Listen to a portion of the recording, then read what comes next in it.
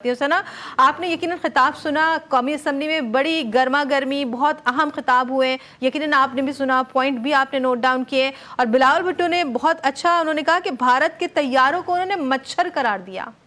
ये मच्छर ही थे। और उससे पहले हम आबिद शेर अली साहब से गुफ्तगू कर रहे थे तो मैंने उनसे यही कहा कि ऐसा नालायक अगर किसी का बेटा हो तो वो उसको उसी वक्त आग कर दे, और पाकिस्तान तो ऐसे बेटे रखता ही नहीं है। हमारे पास आफरीदी जैसे बेटे हैं जिसने एक वक्त में 5 इनके तैयारे गिराए हैं। अली सलमान मेरे साथ मौजूद है। अली, मैं चाहूंगी will you please kind add something about it कि ये जो अब पाकिस्तान ने अपनी अभी तक की दिफाई मूवमेंट दिखाई है, यानी हमने अपनी डिटर्नेंस शो की है, अब इसके बाद जो मूड ऐवान का वो आपके सामने है, what will be the next? देखिए, शेर अली साहब से बात करी थी और शाइस्ता भी बात करी थी, आप भी बात करी थी, और पंगा पंगा पंगा इतना मैंने पंगा सुना तो मेरे जहन में तुकबंदी सी आ गई है। जो बेहूदी सरकार है, मैं तो मोदी सरकार कहना भी नहीं चाहता हूं, अपना मुंह भी मैं नापाक नहीं करना चाहता हूं इस दरिंदे का नाम लेकर। मेरे जहन में तुकबंदी आ गई। अगर कोई शायर सुन रहा है तो भाई उससे बहुत ज्यादा माजरत है, लेकिन जज्बात जो है वो दिल की इस वक्त आवाज बने हैं कि पाकिस्तान दे नाल ना लेना पंगा, पाकिस्तान दे नाल ना लेना पंगा, ना करो हम पाकिस्तानियों से दंगा, जवाब मिलेगा तुमको ऐसा चंगा, कर देंगे तुमको दुनिया भर में नंगा। और वो हो भी गया। अली सलमान, एयरफोर्स को सलाम पेश करती हूँ। हमारी पाकिस्तानी एयरफोर्स ने, हमारी बर्री फौज ने, हमारी इस फौज ने जो कि मीडिया की फौज है, जिस तरह से मीडिया के एंकर्स कल रात से यहाँ पर मौजूद हैं, GTV के तमाम तर जो भी हमारे पैनलिस्ट हैं, हमारे एंकर पर्सन्स हैं, हमारे न्यूज रूम के लोग हैं, उन सबको भी शाबाश। पूरी टीम वर्क, पूरा टीम वर्क को शाबाश, इसलिए कि पाकिस्तानी ये दिखा रहे हैं। अभी बिलावल भुट्टो जरदारी साहब ने बड़ा अच्छा लफ्ज कहा ना, जो आपने कहा मच्छर।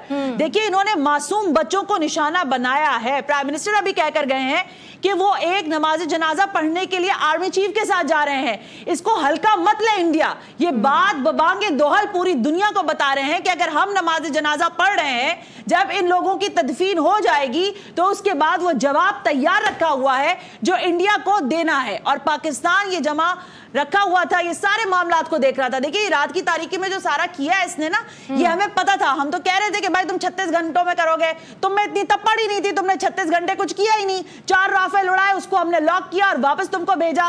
फिर तुमने 72 घंटे लगाए, फिर हमने 72 घंटे में तुम्हें दिखाया कि तुम्हारे राफेल तुम्हारे लिए दुनिया भर में शर्मिंदगी का बाइस बन गए, तुम्हें मुंह दिखाने के काबिल नहीं छोड़ा। लेकिन अली सलमान, इस वक्त में देखिए एक जारिहत तो इंडिया के अंदर है ही। आप क्या समझते हैं कि इंडिया जिस नैरेटिव को बेच रहा था, जंग के नैरेटिव को, उसके मुंह पर आने के बाद खुद ही पीछे भाग रहा है?